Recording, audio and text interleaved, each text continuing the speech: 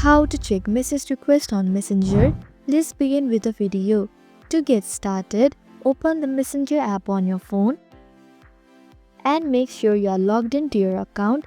Then tap on the three horizontal lines at the bottom right corner. After that, click on the message request option.